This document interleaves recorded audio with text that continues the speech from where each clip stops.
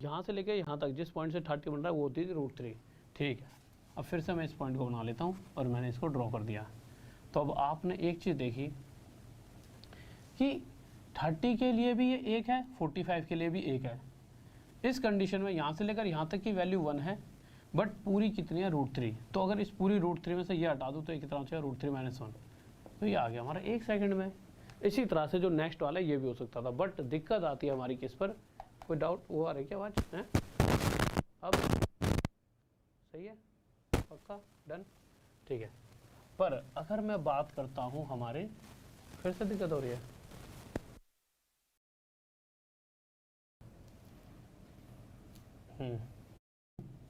इस वाले की, ये जो सबसे ज़्यादा समझना आसान है।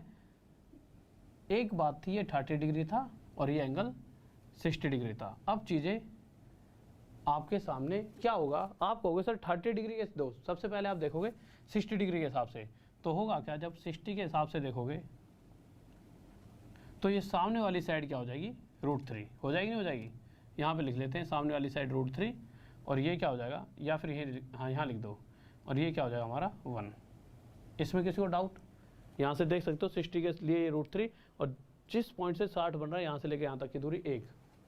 परंतु यहाँ पे एक एक्स्ट्रा चीज़ और है, वो क्या है कि दूसरा एंगल भी बन रहा है इसी पॉइंट से, और वो एंगल कितने डिग्री का है 30 डिग्री का। ठीक है, अब मुझे एक छोटी सी बात बताना, अगर 30 डिग्री के केस में इसके सामने वाली साइड कितनी होती है 1 होती है, कि नहीं होती?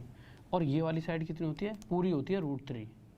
अब आती है कन्फ्यूज़न करने वाली बात, और वो बात क्या कह रही है, वो बात सिर्फ इतना सा बताना चाहती है आपको कि 60 डिग्री के हिसाब से इसकी ऊंचाई √3 है, 60 डिग्री के हिसाब से इसके सामने 2 मीटर का, कोई कह रहा है 3 मीटर का है।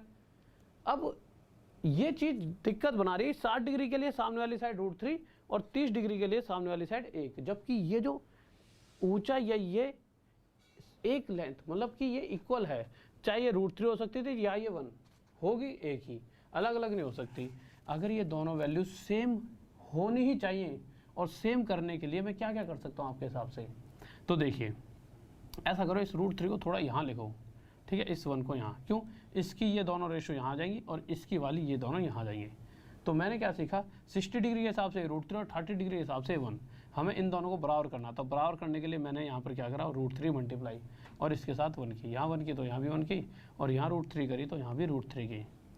आप कहोगे सर यहाँ पे क्यों कर रहे हो? मेरे भाई 30 डिग्री के हिसाब से इसके सामने और इस वाली साइड का रेशो 1:√3 होता है, कल ही देखा था। तो इसी तरह से अगर 30 डिग्री के सामने वाली जो साइड 1 के साथ जैसे √3 मल्टीप्लाई करूँ, ये √3 हो गया, और अगर इसके साथ मैं √3 मल्टीप्लाई ना करूँ तो ये भी तो √3 है, और √3 से √3 कट जाए तो 1:1 आ जाएगा।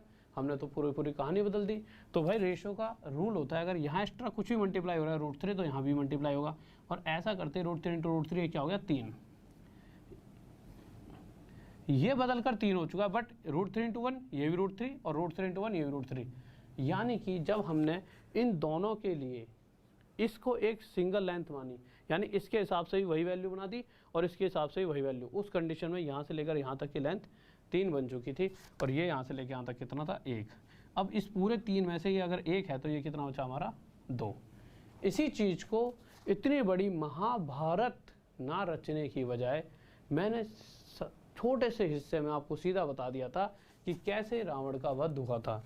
तो मैंने सिंपल आपको इतना सा बता दिया था कि अगर यहाँ से एंगल 60 है और इसका ये वाला एंगल आधा है 30 है, यानी कि इससे ये वाला एंगल आधा है, तो उस केस में तो 60 वाली कंडीशन √3 1 हमें पता ही है, 60 वाली कंडीशन √3 1, अगर ये एंगल आधा है तो यहाँ से लेके यहाँ तक की लेंथ 2। बस इतनी सी बात आपको समझनी थी और सारी राम कथा यही खत्म।